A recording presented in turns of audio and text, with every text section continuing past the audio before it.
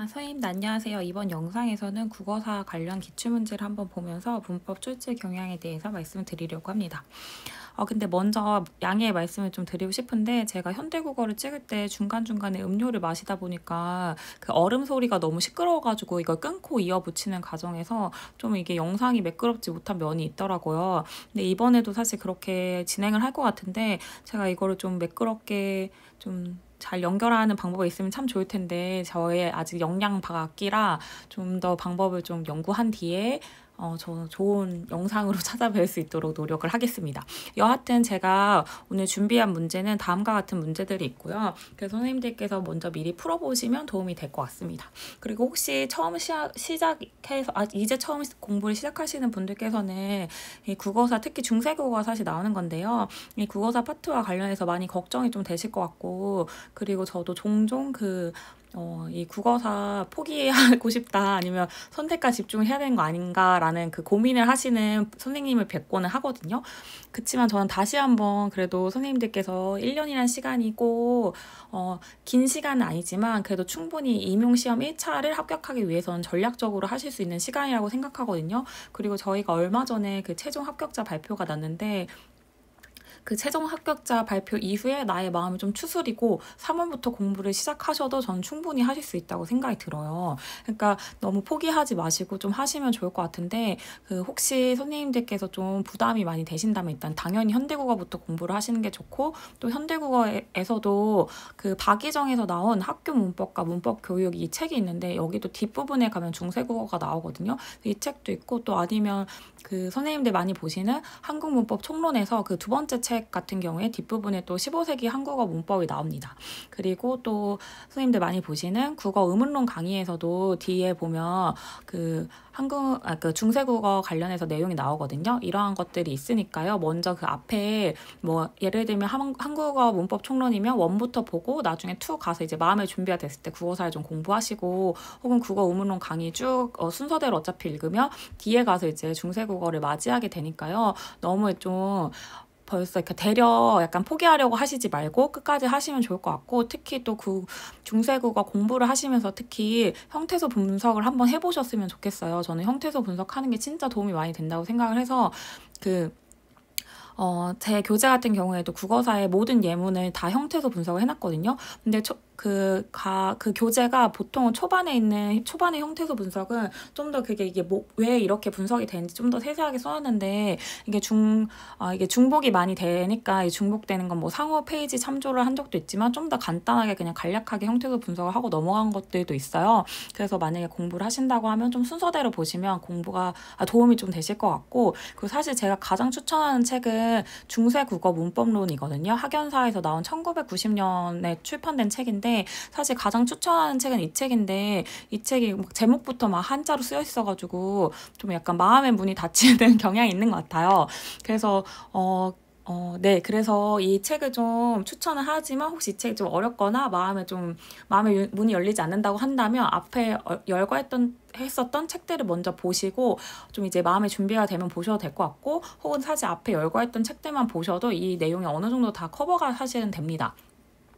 그리고 제가 이런 영역별 출제 경향 영상 말고도 나중에 이제 많은 선생님들께서 그 필독 개론서 목록에 대해서 정리를 해줬으면 좋겠다라고 하셔가지고 사실 준비를 하고 있거든요. 근데 뭐 제가 어떤 영역 같은 경우에는 제가 본 책이 사실 너무 좀 어렵고 임용시험을 할 때 보기엔 너무 효율성이 떨어지는 책인 것 같다는 생각이 들어서 최근에 저도 안 본 책들을 몇 권을 구매해서 지금 막 읽고 있어요. 그래서 이게 어떤 것들이 좋은지 저도 좀 파악을 하고 말씀을 드려야 되니까.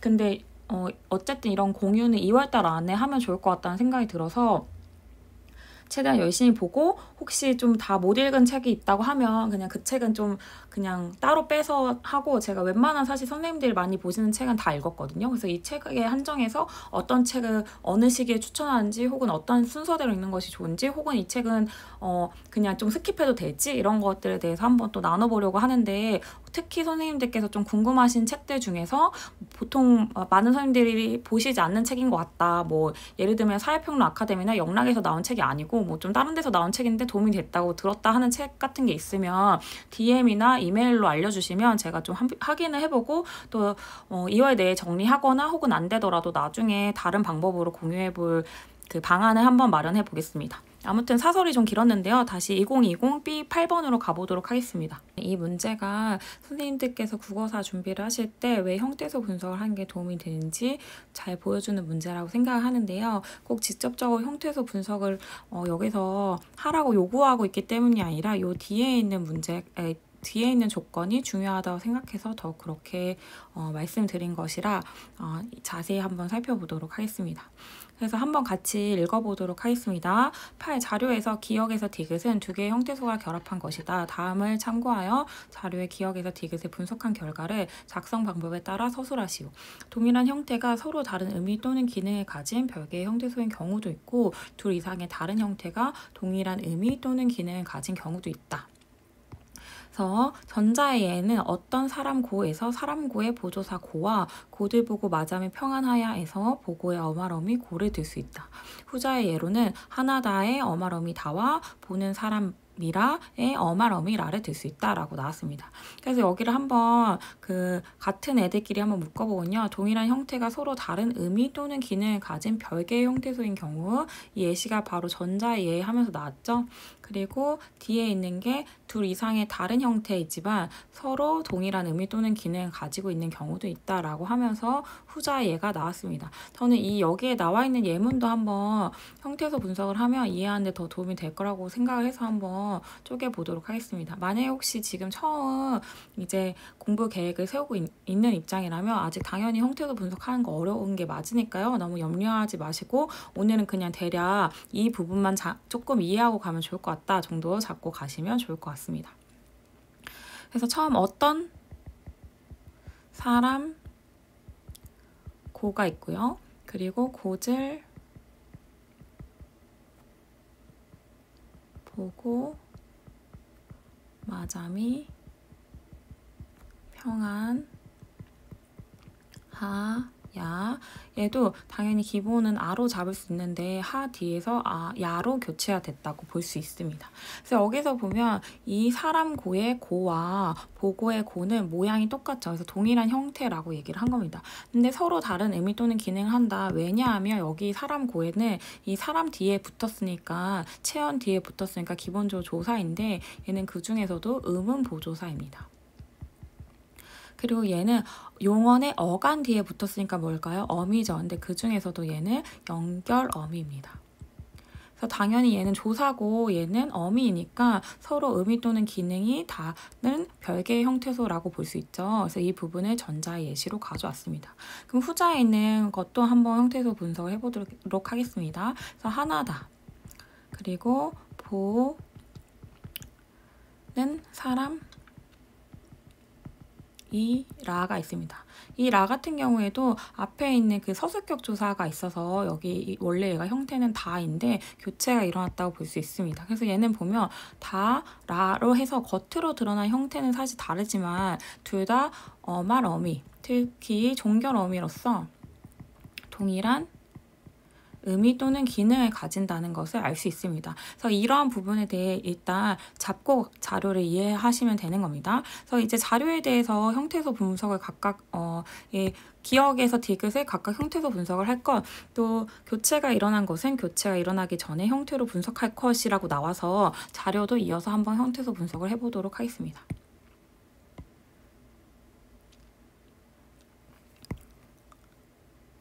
그래서 자료를 일단 순서대로 해보면요. 구이, 묻, 잡,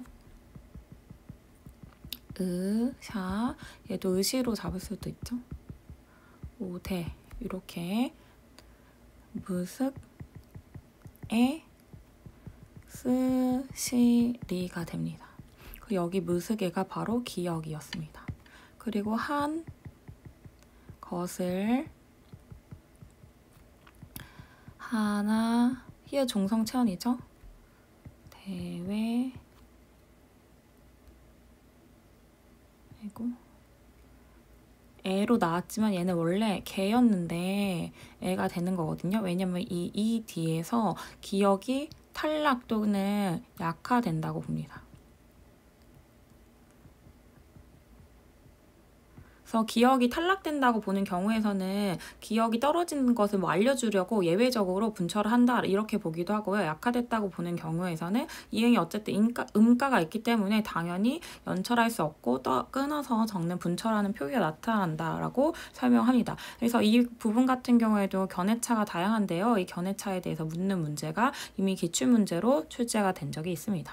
그리고 맹글, 의시, 그리고 혹시 이건 조금 다른 얘기인데 아까 저희 현대국어를 잘 들으셨으면 혹시 이 문제가 기억이 나실까요? 만드니와 만드시니.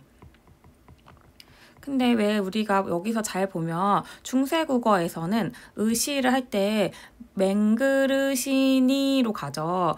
그래서 맹그르시면에 여기는 아무튼 맹그르시로 해서 여기 보면 얘네가 그대로 살아있죠. 얘네가 그대로 살아있죠. 근데 우리 현대국어에서는 보면 리을이 떨어지고 여기 매개 모음을 쓰지 않습니다. 그러니까 원래는 그러니까 먼저 떨어지고 시옷 앞에 있는 리을이 떨어지는 거죠. 왜냐하면 용언 어간에 리을 뒤에 니은이나 시옷이 올 때 리을이 탈락하니까요. 유음 탈락에 대한 내용이죠. 그래서 이 부분이 또 차이가 있다는 것이 흥미롭죠. 혹시 문제가 될 수도 있다고 생각을 합니다. 그래서 여하튼 다시 돌아와서요. 이제 네, 이 부분이 니은이네요. 여기가 니은입니다. 그리고 다음으로 가보겠습니다. 날개, 명사죠. 날개, 드위, 티어. 여기 합쳐져서 켜로 나왔습니다.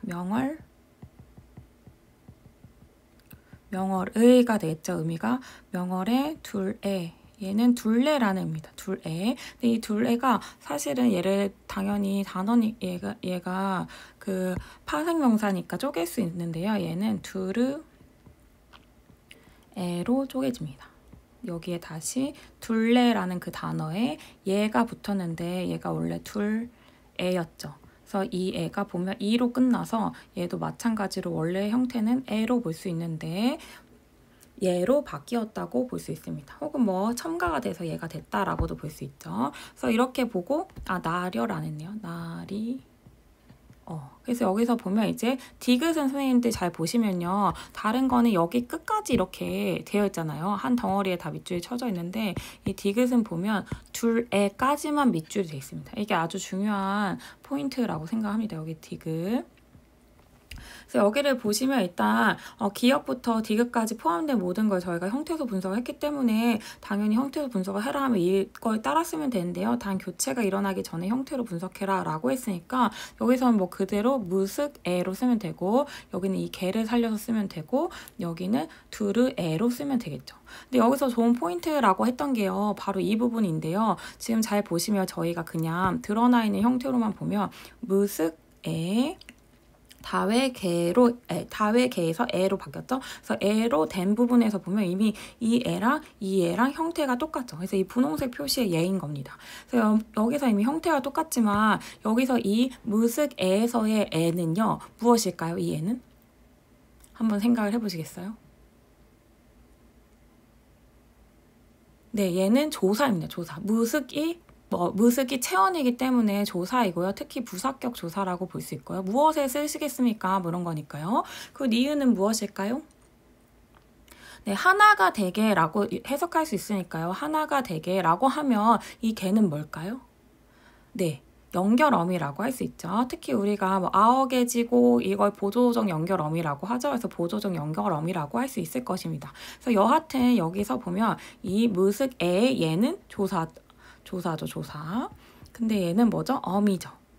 그래서 얘는 형태는 똑같지만 아까 봤던 거랑 똑같죠? 조사, 어미 나온 것처럼 형태는 똑같지만 별개의 형태소인 겁니다. 서로 다른 기능 의미를 가지고 있죠. 그래서 이 기역 니은은 우리 분홍색 지식을 가지고 푼 겁니다. 그럼 이제 우리가 아직 못 쓴 색깔의 지식이 뭘까요? 바로 초록색 색깔의 지식입니다. 이 초록색 색깔의 지식을 써야 되는데 못 썼는데요. 이게 바로 어디에 나오냐면 사실 여기에 나오는 겁니다. 그래서 이 날개랑 둘레가 사실 여기에 숨어 있는 겁니다. 그래서 잘 보면 이 날개가 난다는 거 이게 바로 이게 명사, 파생, 전미사 개가 붙어서 날개라는 단어를 만들었잖아요. 그런 것처럼 여기 두르다라는 의미의 명사, 파생, 전미사 애가 붙어서 또 둘레라는 단어를 만든 겁니다. 그래서 여기서 보면 개랑 애는 당연히 형태, 모양이 다릅니다. 하지만 동일하게 명사를 파생하는 전미사라는 명사, 파생, 전미사라는 점에서 둘 이상의 다른 형태가 동일한 의미 또는 기능을 가진 경우 바로 이 초록색 지시인 거죠. 그래서 여기서 날개의 이 개, 둘의 애가 동일한 형태 아니죠. 죄송합니다. 다른 형태인데 동일한 의미나 기능을 가지고 있다는 거죠. 그래서 이 포인트를 살려서 설명을 해주셔야지 가장 정확한 답이라고 생각합니다. 그래서 이 부분이 사실 되게 어떻게 보면 그렇게 엄청나게 어렵지 않은 느낌이었는데 라고 생각하실 수도 있다고 생각하는데 사실 이 포인트를 진짜 잘 살려야 하기 때문에 꽤나 어려운 문제였다고 생각합니다. 그리고 이 문제 같은 경우에는 2011에 23번이 또 생각나기도 한 문제였는데요. 2011에 23번 문제입니다. 그래서 여기서 이 현대국어의 불규칙의 통시적 변화하면서 이 통시적 안목과 관련된 또 기출문제이기도 하고요. 그런데요. 근데 여기서 보면 리을을 한번 간단하게 보겠습니다. 리을에. 근데 이 부분에 대해서 사실 공부를 하셨으면 이때 둘레라는 그 단어 둘레 오늘은 둘레죠. 그 단어를 파악하시는데 더 쉬웠을 거라고 생각을 하거든요. 그래서 다시 한번 기출문제를 왜 꼼꼼히 봐야 되는지 알려주는 문제라고 생각합니다. 그래서 그냥 간단하게만 보려고 하는데요. 여기에 그 우리가 방금 했던 그 두르다라는 단어가 여기 나오네요. 두르다. 이 두르다나 뭐 이런 비슷한 이런 류의 단어들은 잘 보면 이렇게 둘, 이응 혹은 두르로 둘 다 쓰일 수 있다고 나옵니다.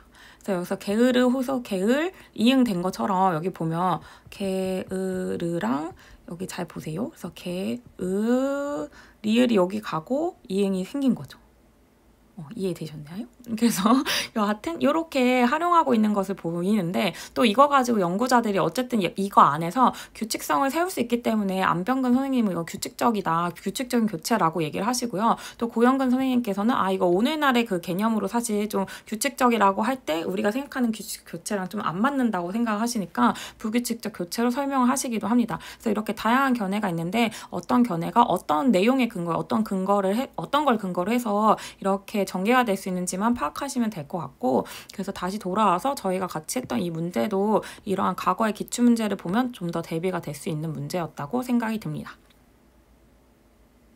예국 1집 B 6번인데요. 사실 여기도 견해차와 관련된 문제입니다. 한번 이따 6번을 읽어보고 이게 어떤 문제랑 또 저희가 방금 했던 문제랑 어디서 연관되는지 한번 얘기를 해보려고 합니다. 그래서 중세국어의 이응에 대한 설명이고 자료는 중세국어의 예이다. 자료의 1에 대해 기억의 관점에서는 의문 탈락이 없다고 해석하는 반면 니은의 관점에서는 의문 탈락이 있다고 해석한다. 이러한 의문론적 해석의 차이를 작성 방법에 따라 설명하시오 라고 나옵니다. 그래서 이 이응에 대한 두 가지 관점이 있는데 하나는 이게 이 모래와 오얏의 이응과 모래의 이응을 구분하는 관점이고 두 번째는 같은 것으로 보는 관점이다 라고 나옵니다. 그래서 모두 오얏의 이응에서는 음가가 없는 0이라고 해석한다. 그래서 음가가 없다는 거죠.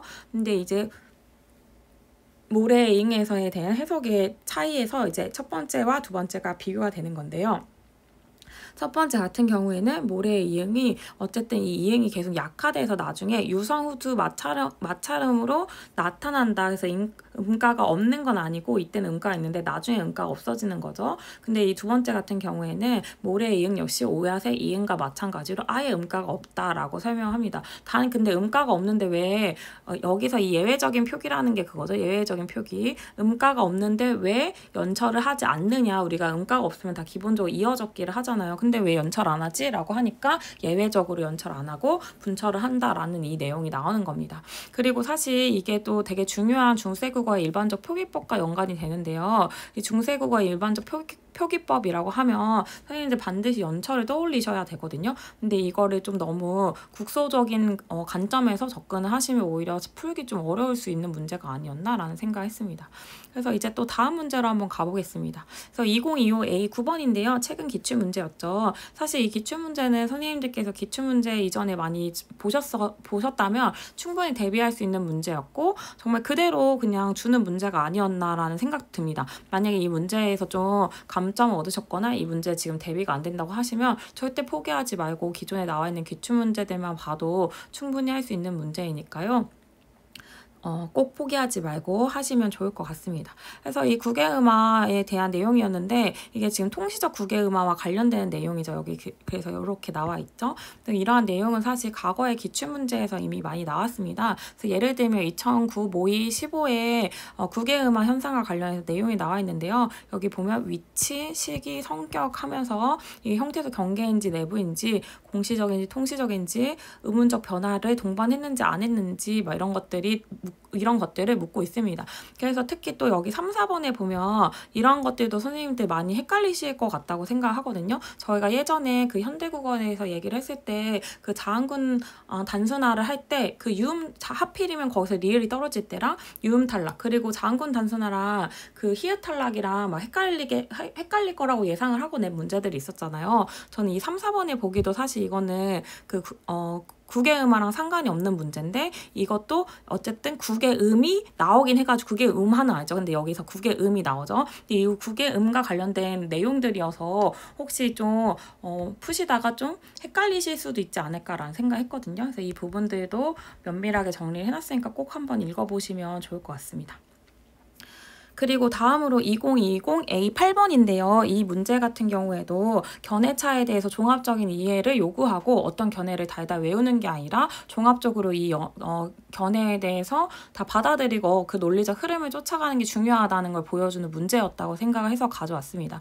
그래서 이 문제 같은 경우에도 선생님들께서 이 논리를 사실 이해를 하시면 그렇게 어렵지 않은 문제인데 저는 이러한 견해차에 대해서 공부를 하기 위해서 뭐 엄청나게 많은 책을 볼 필요는 없지만 어떤 한 파트에 한해서도 한 권의 책보다는 그래도 2권 이상 책을 보는 것도 도움이 된다고 생각하고 혹은 아예 견해차를 정리한 자료나 뭐 어떤 그런 뭐 교재들이 있다면 그를 활용하는 것도 매우 좋다고 생각합니다. 여하튼 이 문제 같은 경우에 그래서 그 선생님들이 많이 보시는 표준 중세 국어 문법론이 있잖아요. 근데 그 책 같은 경우에 우리말 문법론이랑 같이 보면 되게 좋은 시너지가 나는 책은 맞다고 생각을 하는데 국어사를 선생님들께서 만약 처음 공부를 해보신다면 사실 좀 어려울 수 있다고 생각하거든요. 그래서 제가 아까도 그 추천을 했었던 그 안병희 선생님의 중세국어 문법론이라는 책을 먼저 보시는 걸 좀 추천하고 어쨌든 이 문제도 사실 아까 2011에 23번 문제랑도 또 연관이 되는데요. 여기서 지금 보면 여기 비읍 불규칙이 있잖아요. 선생님 근데 죄송한데 여기 안병근이 아니고 안병희입니다. 제가 오타가 있었네요. 수정해서 정오표에 올려드리도록 하겠습니다. 죄송하네요. 그래서 여기서 보면 이 그 비읍 불규칙 같은 경우에도 사실 이거를 규칙 활용으로 볼 수 있는 방법이 있거든요. 근데 우리가 현대국어에서는 비읍 불규칙으로 설명을 워낙 하고 있고 이렇게 하면 사실 고영근 선생님처럼 이렇게 하면 이게 오히려 더 현대 국어에서는 사실 이해하기가 쉬운 면도 있죠. 그래서 예를 들면 이런 거죠. 기본형을 애초에 돕다로 보니까 뭐 도와 우리가 요즘 도와해서 불규칙이 되는 것처럼 도바가 될 때 얘가 이렇게 불규칙 활용을 한다는 거죠. 고영근 선생님 견해에서는. 근데 안병희 선생님께서는 애초에 이것을 상정할 때 기본형을 순경은 비읍으로 잡게 되면 돕다를 쓰면 어차피 이게 나중에 음절말 중하가 돼서 돕다로 표기를 할 수밖에 없죠. 그리고 뒤에 모음으로 시작하는 조사가 올 때는 도화가 되니까 도바가 되니까 도바가 돼서 얘는 이렇게 하면 장점이 이렇게 설명하면 장점이 규칙 활용으로 설명을 할 수 있다는 거죠. 그래서 이 문제가 사실 다시 기출문제 2020A8로 나온 거거든요. 그래서 여기서도 보면 어떤 견해에 대해서 다양하게 종합적으로 이해를 하고 있어야 이 문제를 따라가는데 쉬웠을 거라고 생각을 해요. 그래서 선생님들께서 만약에 표준 중세 국어 문법으로만 봤으면 이 문제를 접근할 때 오히려 좀 헤맬 수도 있다는 생각이 들거든요. 그래서 국어사를 공부하실 때도 단 한 권의 책만 보지 마시고 최소한 2권 정도 이상의 책을 보시는 것을 추천합니다. 그리고 다음으로는 2025 B6번인데요. 이 문제 같은 경우에도 왜 평소에 기출문제를 꼼꼼히 보면서 현태소 분석을 해야 되는지 그리고 학교 문법과 또 다양한 학문 문법의 견해를 왜 봐야 되는지와 연관이 되는 문제라고 생각해서 가져왔습니다. 여기서 보면 그냥 작성 방법만 간단히 보도록 하겠습니다. 기억에 들어갈 말을 이 니은과 이 디귿의 문법 형태소가 실현된 양상을 언급하며 쓸 것, 그리고 3과 4를 참고하여 디귿과 대비다는 니은의 문법적 특징을 설명하고 니은의 문법적 의미를 설명할 것이라고 나왔습니다. 그럼 여기서 이제 기역과 니은, 디귿 한번 보겠습니다. 그래서 이 기역 보면 중세국어에는 하나의 문법 형태가 여러 의미를 나타내는 경우가 좀 더 흔하였다. 예컨대 중세국어 이 기역의 다를 하합형이라고 하는데 왜냐하면 하고 이제 기역에 무엇이 들어가야 되는가 나옵니다. 여기 다 요 얘기를 하는 거죠. 여기에 있는 다. 그리고 이제 니은으로 가보겠습니다. 그래서 15세기 국어 3에 쓰인 객체 높인 서너말 어미는 역사적으로 형태가 변하였고 그와 함께 의미도 변하였다. 현대국어의 4의 니은, 5, 4, 5, 좌우는 각각 15세기 국어 3의 삽, 의문 변화를 겪은 결과물과 관련된 형태로서 그것들과는 다른 문법적 의미를 나타낸다라고 나왔습니다. 그래서 사실 이 문제 같은 경우에는 과거에 기출문제를 꼼꼼히 분석하셨으면 충분히 득점하실 수 있는 문제라고 생각이 드는데, 왜냐면 형태소 분석하고 이제 이런 거 선생님들이 하시면 사실 더 5가 합쳐져서 다가 되는 거 다들 잘 알고 계실 거라고 생각하고요. 그리고 높이는 표현에서도 객체를 높이는 선어말 어미를 분명히 공부를 하셨을 거라고 생각하고, 이게 나중에는 근대 국어에서는 이게 상대 높임의 선어말 어미로 변화하고 또 현대국어에서 그런 게 일부에 남아있다, 이런 내용들은 기출문제를 하면서 되게 많이 반복이 됐던 내용이라 반드시 보셨을 거라고 생각합니다. 그래서 예를 들면 2009 모의 17번이나 또 국어사의 2002 4번, 또 2012, 23번 여기서도 계속 나왔던 문제들이고요. 또 이 형태소 분석을 계속 강조했는데, 이 형태소 분석을 왜 강조하냐면 이 사이에 문법적 지식도 쌓을 수 있고 또 이 예문이 반복되기 때문이라고 말씀을 드렸는데요. 여기에 보면 또 이 예문이 아예 그대로 반복이 되는 것을 알 수 있습니다. 그래서 이 다음 문제들에서 보면 또 선어말 어미 5에 대해서 묻는 문제가 있죠. 2004 4-1번 문제였습니다. 그래서 이 문제에도 보면 롱담 하다라 이 부분이 아예 그대로 나왔습니다. 그래서 여기에 있는 이 예문이 앞에 2025의 이 기억에 그대로 나왔습니다. 그리고 사실 다른 예문들도 완전 동일하진 않더라도 그 어떤 일부 어휘나 단어, 용언이 계속 반복되기 때문에 형태소 분석을 하시면서 충분히 대비할 수 있다는 생각이 듭니다. 그리고 2012, 23에서도 마찬가지로 이걸 발견할 수 있어서 그냥 가져왔고요. 그 2009 모의 24에도 발견할 수 있는데 이 부분은 아까 앞에서 언급을 했기 때문에 자세히 보지 않고 넘어가도록 하겠습니다. 감사합니다.